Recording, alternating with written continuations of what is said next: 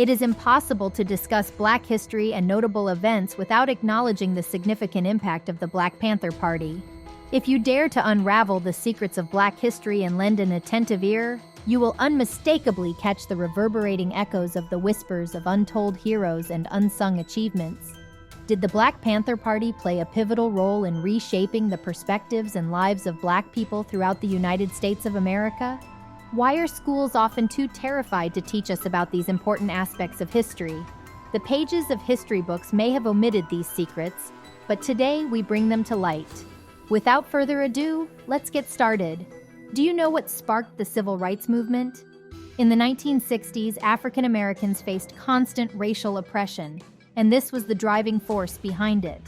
This struggle for rights began in the 1950s, addressing segregation and discrimination. What transpired after the implementation of the 14th and 15th Amendments, which provided certain civil rights? Regrettably, discrimination continued to persist without relenting. Due to limited federal protection, various Black groups, including the Black Panther Party, emerged to defend themselves. However, the party's rise eventually faced a tragic downfall. So, what exactly happened to the Black Panthers? Let's roll up our sleeves and peel back the layers to get to the bottom of it.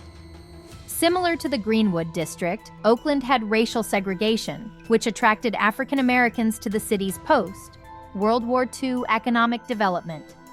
The unlawful shooting of unarmed Black teenager Matthew Johnson by a San Francisco police officer marked a turning point. Who wouldn't become mad in such a situation? In reaction to the enormous outrage at the officer's lack of arrest, 12,000 National Guard forces were sent to put an end to the protests, leaving the locals defenseless. Really disgusting, isn't it?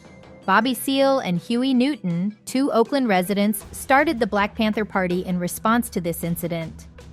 Malcolm X's views on Black pride and armed self-defense inspired this expansion.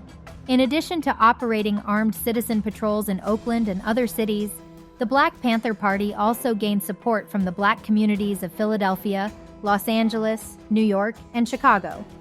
The Black Panther Party had a set of guiding principles that it drew from Marxist ideology, just like any other successful organization. The 10-point program, which outlined their political objectives and ideologies, was essential to their mission. Among other objectives, this program aimed to achieve freedom, full employment, decent housing, a good education, and an end to police violence. When you consider all these points, can we honestly say that the Black Panther Party was asking for too much? The Black Panther Party actively worked towards these objectives through a variety of initiatives. They stood shoulder to shoulder with the Black community's journey to progress.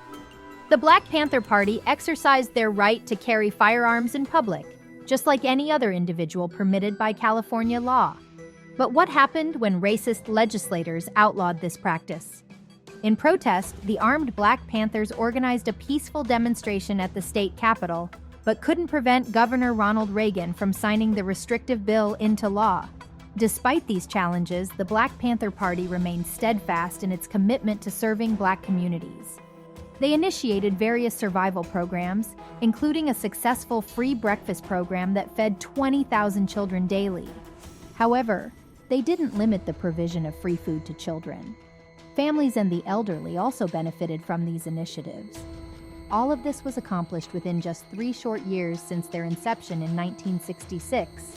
The Black Panthers were considered a bigger threat to national security than the Chinese or the Russians. A counterintelligence program aimed to prevent the rise of a Black Messiah from emerging among them. What goes up must come down. When and how did the downfall of the Black Panther Party begin?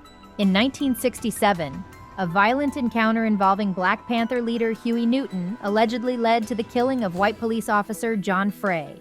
This conviction marked the beginning of the end for the Black Panther Party.